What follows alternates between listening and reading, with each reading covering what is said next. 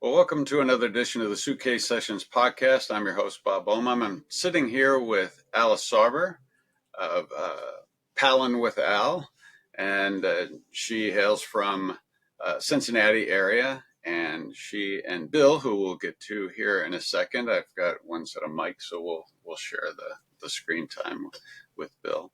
Have do some musical act with ukulele and a bass. Ukulele Bass. Ukulele Bass, and mostly in the Ohio region, as well as some festivals in Florida.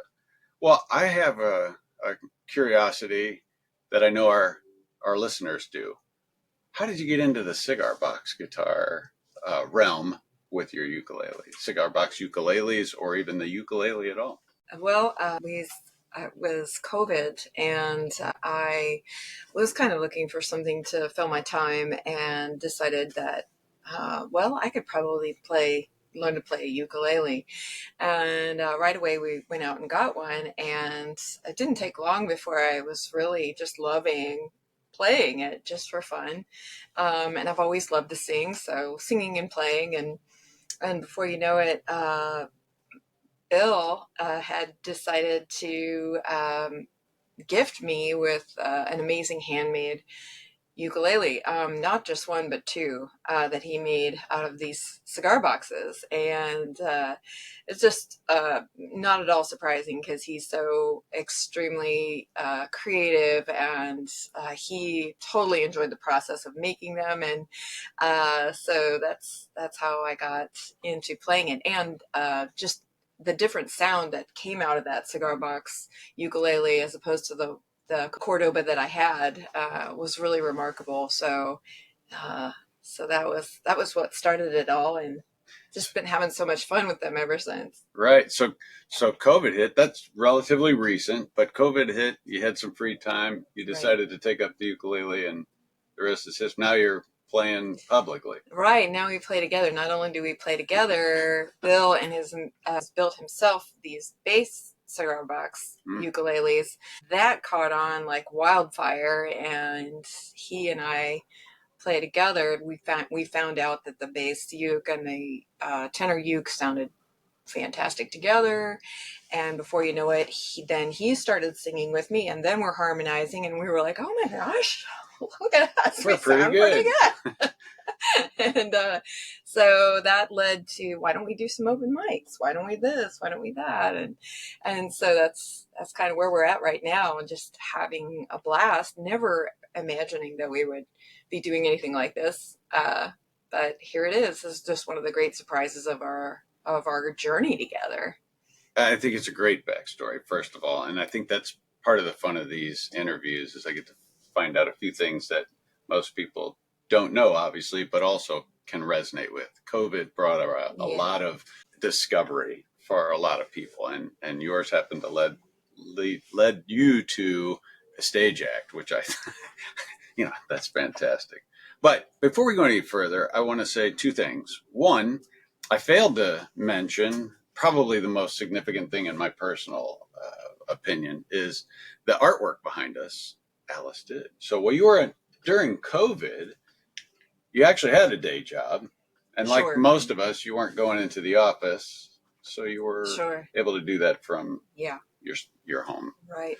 But I got to be the benefactor of the artwork. So I work a lot with Mike Breedlove of MGB Guitars, and I was telling Mike for probably 3 years now I wanted to do a podcast, and I said, here's some ideas. What do you think of these? And I penciled a couple of designs of my own. And he says, bud, he says, I don't know. He says, listen, are you all right if I make a call? And I said, well, what do you mean if you make a call? I mean, he knows a lot of people, but he says, I know a graphic artist who could do way better than this as long as you're open to it. It was his polite way of saying, these are not up to par with what you're going to need. So anyway, next thing you know, I'm talking and meeting both, you and Bill. And then I have this I think we had 2 interactions, and my concept was way better than I ever imagined it. Now I actually have had sign companies putting together, graphics for me. But thank you for that. You are welcome. Glad to do it. Everybody that sees it thinks it's amazing. Good. Okay, and the second thing was you mentioned a tenor uke, and I want to see your tenor uke that you're going to play. And I have just received a tenor uke. You mentioned Bill made you one. And I'll save the view of mine for the people who watch this on YouTube for when Bill and I talk here next. Mm-hmm. But I'm holding my hand off the camera, but it's beautiful. It's a work of art. And so I can only imagine what yours looks like, but I know Bill's ready to hand you one. I'd like to see what you play so that our audience can know what a tenor uke looks like. That's my... Wow. So it's a work of art as well. It is a work of art. I think it's fantastic. And I love something that I'm noting that he's done even on the one that we'll get to in a little bit on mine. All of the strings are one color except for one.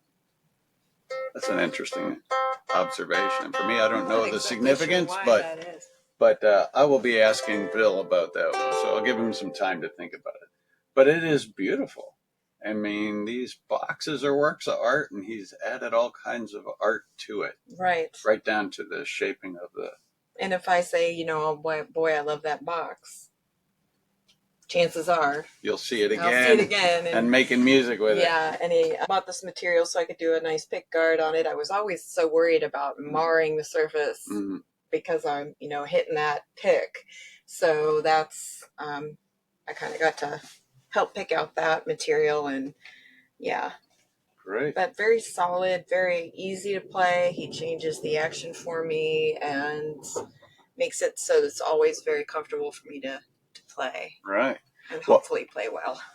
Well, in a minute, I'll actually ask you to maybe do some of that with Bill. I know you're both a team when you perform, but I will do that. So thank you for showing us that tenor ukulele. I have another question that I think folks are always interested in if they're anything like me, and that is, okay, so they now know that you learned during COVID, so you've been at this all of maybe 3-4 years, right? And they know that Bill has made you a tenor ukulele, and most people would have maybe not imagined you could do that with a cigar box, especially one that's a piece of art like that one was that he chose for you. But I'd like to know, as I think everybody would, who are some of your influences? Oh boy, gosh, I've been such a music buff my whole life, and had so many favorites my whole life. Ooh, that's a tough one. I always gravitated towards really soulful singers. Very, gosh, I mean, I love Mavis Staples so much. Just something about the way she conveys her every song she's ever sung, just completely, I was always captivated by her. But more recently, I love Frazee Ford. I love the Be Good Tanya's Frazee Ford, just a very unique. And I think I've always really tried hard to not do sound-alikes, but obviously you're influenced by artists, but I think when it comes to Bill and I and trying to do songs, that we choose these playlists that people aren't expecting. Like, I do not want to do those songs that have been done and done and done and done. So we love to pick, especially really old gems from, say, the 70s, 60s or 70s that, oh my gosh, I haven't heard that in forever. And that's the kind of song we really dig. So, or it might be an old Donovan song, but if you pull out an old Donovan song and kind of give it your own flair, that sounds like something new. And what we found, I find it interesting, is that we'll be singing something really old. Maybe it doesn't sound old anymore. Maybe it doesn't sound dusty or, contrived. I don't really know, but we've had some young audience members say, wow, you guys are really good. And I think the reason is we're that's different and new. You put a fresh perspective on I don't want to use staple now. Mavis Staples. We just talked about to classic Yeah. maybe. Because Yeah. 70s, you mentioned Donovan, 60s, 70s. Yeah. Early. Yeah, that's going way back. Yeah. But like, we love Glenn Campbell's songs. We're doing a John Hyatt song. We're doing, just The band and Bob Dylan. we love Bob Dylan and the band, but we'd like to pull out the ones. We don't want to do that one Bob Dylan song that everybody knows. Right. We want the more obscure Bob Dylan, and Sure. we want Gillian Welch and just lots. We've got a lot to draw from, and he and I both have very similar likes. We have an album collection at home. We have two hi-fis and turntables, and we're constantly digging out an old album. Oh, that Cat Stevens song. Yeah. We should totally do that Cat Stevens song. Red Clay Strays. Or Now that we're in a new Alabama. artist, Red Clay Strays. We really love them. So, yeah. I don't know that I've heard of them, so I'll have to look them up. We talked yesterday about Larkin Poe. And, yes. So what about all of these artists do you like? What resonates with you about them? Oh, I'm a total lyrics nut. So if the lyrics resonate with me, then I feel like I can totally sing it from the heart. I'm not, I feel like if I can identify with those lyrics, then I'll go from there. Yeah, that's interesting because every single one of the artists, and I didn't know only one of those that you named, but every one of those artists projects an emotional side to, or an emotional delivery of all of their songs, and I that's what I love about Motown. That's what I love about Larkin Poe. Yeah. No matter if they're doing a cover or not, they put everything they have into it. Right.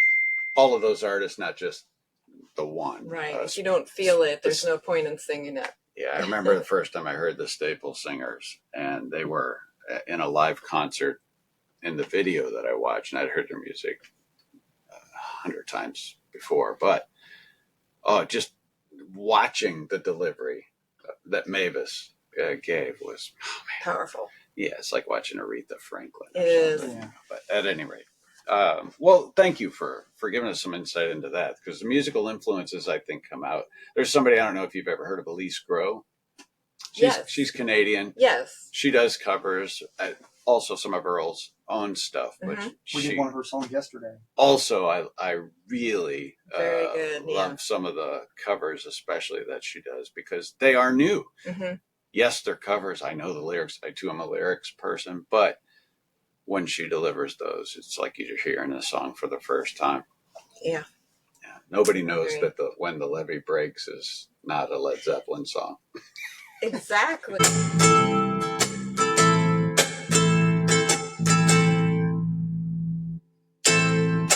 Got myself a ticket on board this lonesome train. Gave a man a broken heart. Things will never be the same. Even this time, no use in hanging around. Maybe wrong, but we can't get along. And I'm going back to where I belong. Took my daddy crazy. I'm playing for a fool. Found out later that I love him so. Had to break in love's golden rule.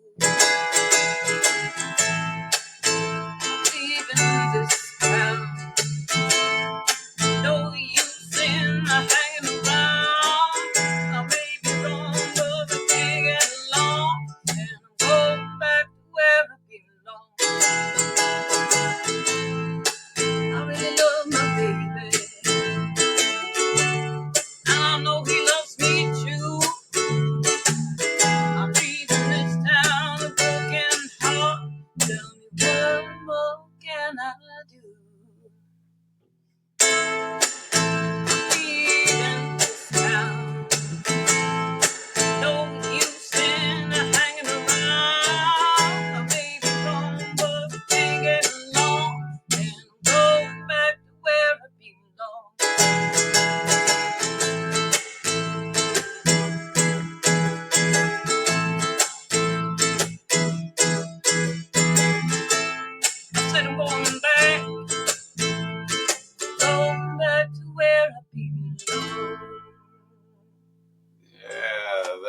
great. I love it. Thank you. Thanks. Appreciate that. All right. Well, Bill, thanks. It's like Sure. quick change artist, right? Right, yeah. They won't see all that just happened, but going from That's good. performing to rearranging into the chair.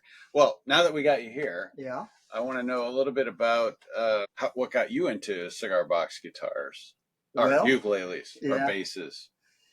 In general, so as Al mentioned, I had gotten her a ukulele for Christmas 2019, right when COVID was just getting ramped up. Mhm.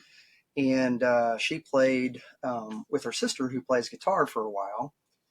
And I want to say it was probably mid 2021, if I recall correctly. Her and her sister did a few originals at an open mic. And by going to open mic, yeah, she hadn't been playing very long. But by going to open mics, of course, you meet people and you make friends. And we go to a couple of the same places all the time. And one of the guys says, "How comes you're not up there playing with them?" And I said, "Well, I play trumpet. I don't play anything with strings. I've never done that. I've never had any luck with it. Right. But you should play bass. You know, you could figure that out if you were a trumpet player." And I was like, "I don't know." So anyway, since Al played ukulele, I said, "Well, I'll look for a bass ukulele and see what I can find." Well, they were pretty pricey. So I started looking for kits because like she said, I like to build things and tinker. And that's what led me to Mike Breedlove at MGB. Oh, okay. So yeah, that was July. And we have a good friend, Ed Wentling, that we also are into vintage campers and a whole bunch of other vintage stuff. And we were at a car show in Northern Ohio. Al brought her ukulele with her to play at the campground. And I got to talking with Ed, and he said, "I'm only about 45 minutes away. I'll go home and get a couple of my Cigar Box Ukes." I said, "That would be awesome." So he did that, and she played them and really liked them. I said, "Okay, so that's in the back of my head."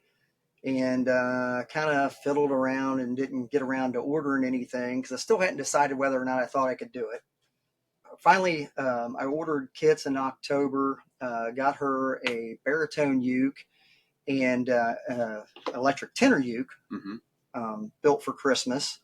And I was working on a bass in the background, and my goal was to build this bass and learn a little bit how to play the thing before I said, "Hey, I can play bass with you."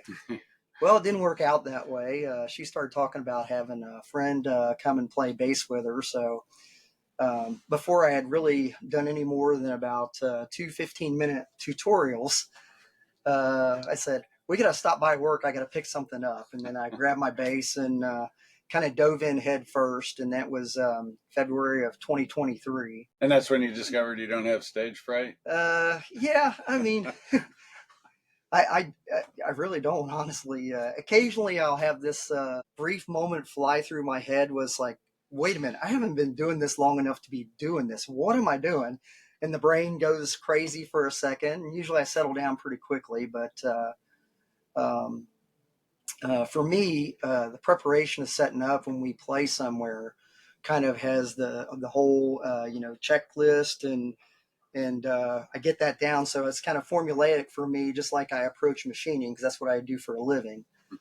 And I think that whole process of setting up and preparing is much like how I machine a part, very formulaic, and that gives me a sense of calm of what I'm going to do next, because I already know what the next step is. So, well, I think that's what resonated for me with me when I first met you.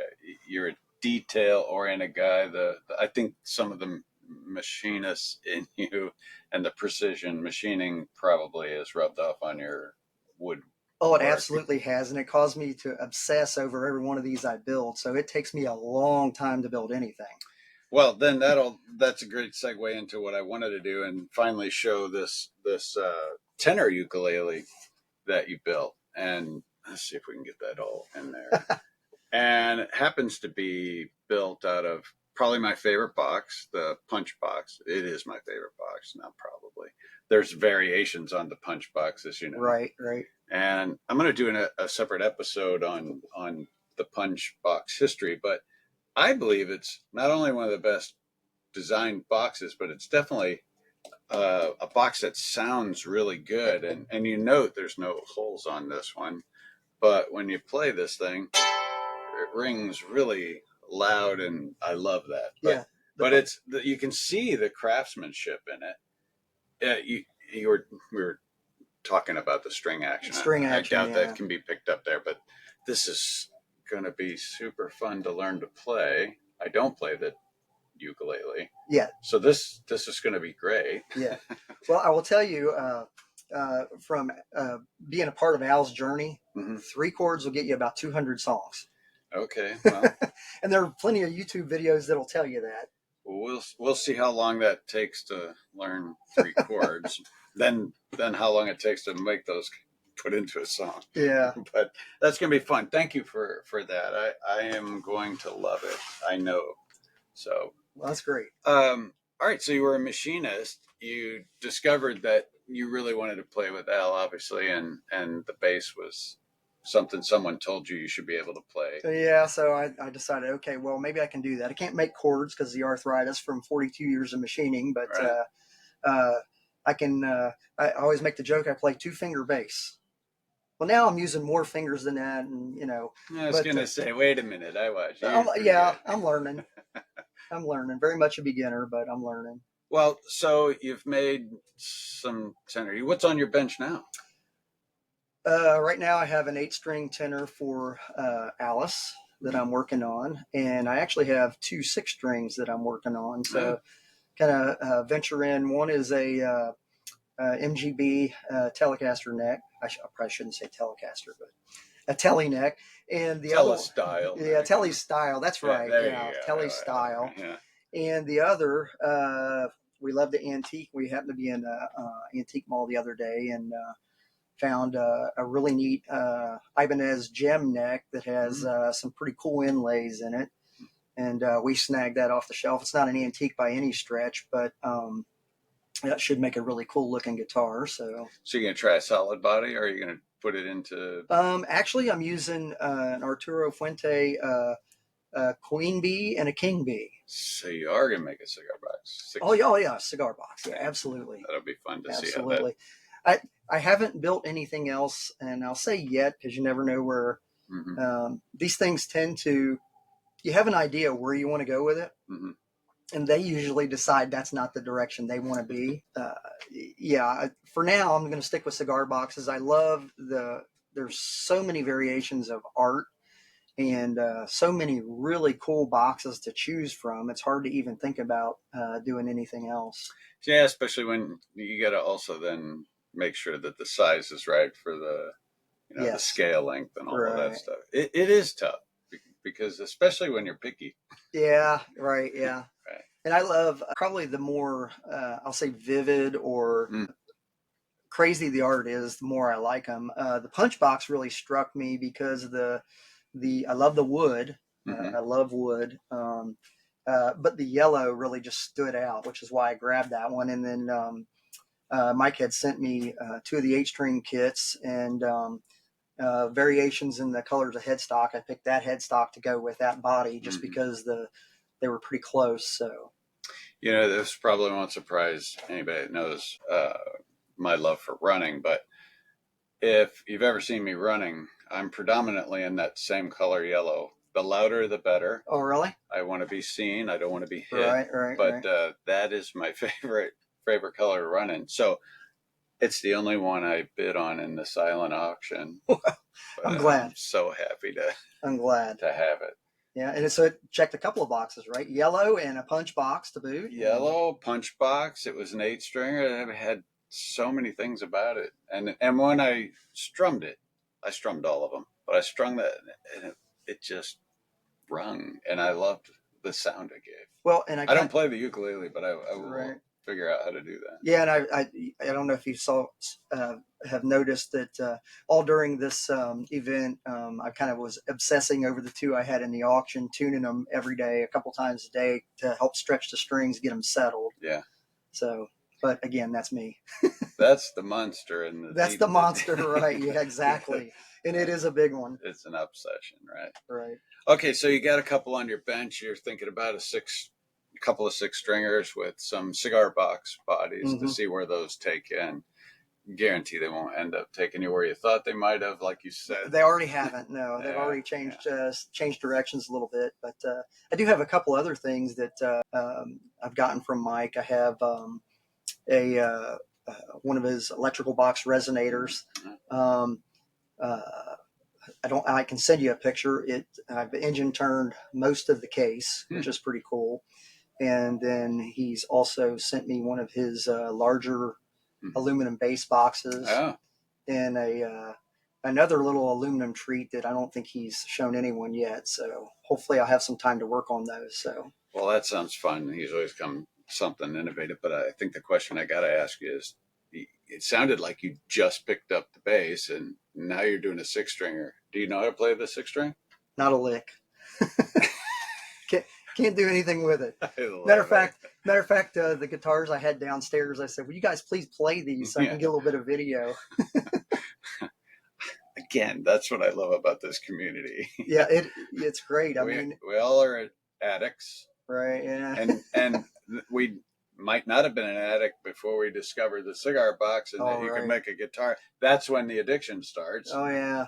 And you're already doing six stringers. Yeah, and it kind of runs away with you. I mean, definitely clicks a lot of boxes, and I've really enjoyed the whole thing. I can imagine, because I know you're touring, and whether it's there in Ohio or to festivals down in Florida or various other locations you play at, but I can imagine it won't be long before, I hope you invite me on your podcast or your show.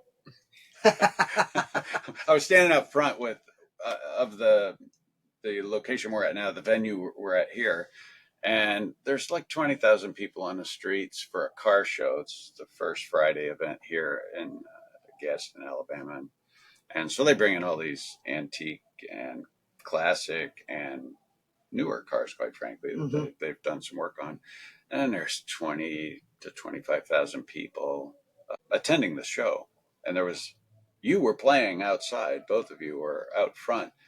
And we stopped. It was that good. I mean, literally. Well, thank you.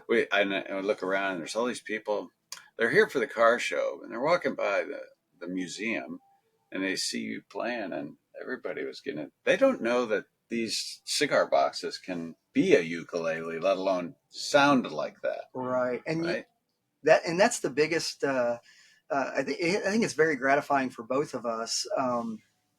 That number one, because of what we play and how we play it, people are shocked that we're playing ukuleles. We get a lot with Al's because of the size. Is that a mandolin? Oh, it's a tenor ukulele. Right. Because people usually think of Over the Rainbow and tiptoe through the tulips when you hear ukulele, but you can play literally anything with a ukulele. And the fact that the sound is coming out of something that you don't expect, and especially with the bass, because it is so deep, right? It's literally a regular bass. When Alice said that you discovered that it was a good pairing, the sounds were paired well together for the bass and the tenor uke. It's clear that that's the case when you hear you performing, obviously. But you just talked about Over the Rainbow, and it reminded me of Izzy. Oh yeah, and his version's probably most everybody. It's iconic. It's got to be everybody's favorite. I know it's mine. I've probably watched that video 1,000 times on YouTube, and done in one take. Yeah, I mean, well, there are those artists out there, right, who can do that. But at any rate, it's fun to watch you play and to listen to your take on things.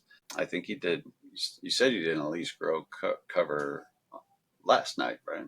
Yeah, same one. Same one. Okay. Same one. Yeah. Yeah, I loved it, and it's good that these guys will get to hear you perform that as well. Well, so if there's something that our listener or our viewer on the YouTube channel can get from you, what advice would you give someone just starting out? You yourself practically just started out. What advice would you give somebody who's thinking, oh, I like the ukulele, or I like the bass, or I like to play the guitar, but are about to become an addict. The first thing I would say is do it. I've told myself for years I can't play a stringed instrument, but honestly, it really isn't as difficult as I expected. Firstly, secondly, we have such great resources now with YouTube, and there are tons and tons of online videos and tutorials of how to learn these things and learn techniques. And technique is something I've got to go pick up because I didn't do that because I dove right head first into playing songs. So I'm learning that as I go. But there are really some great resources online. And if you have any inkling at all, I'm going to say build one. You'll make mistakes, build another. It's not really expensive. You can build 2 or 3 instruments for really less than you can buy a decent quality instrument. And you can build a really great quality instrument. MGB has fantastic products. And for the playing part, just dive in. Yeah. I mean, you will surprise yourself.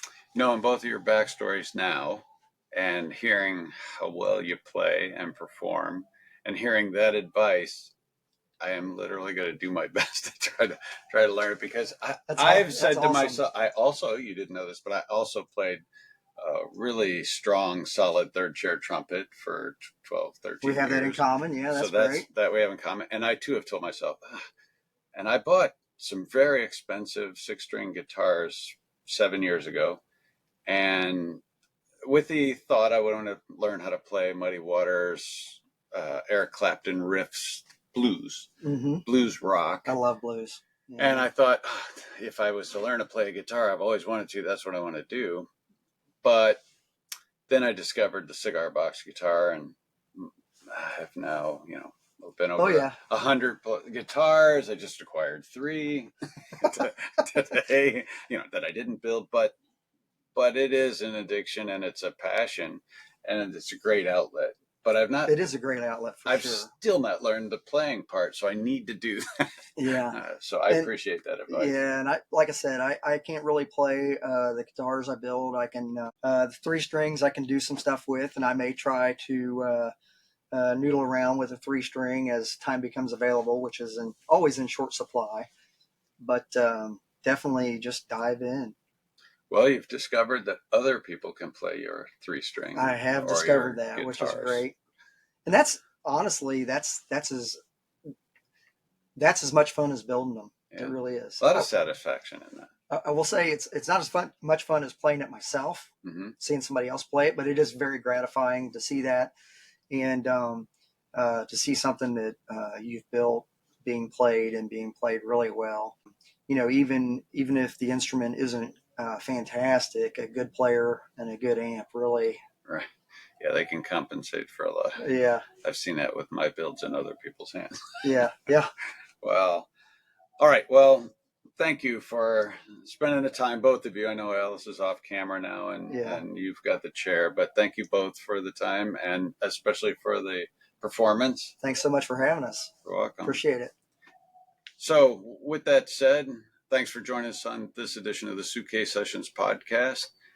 Just remember, there are no rules. Just keep playing. We'll catch up later somewhere down the road.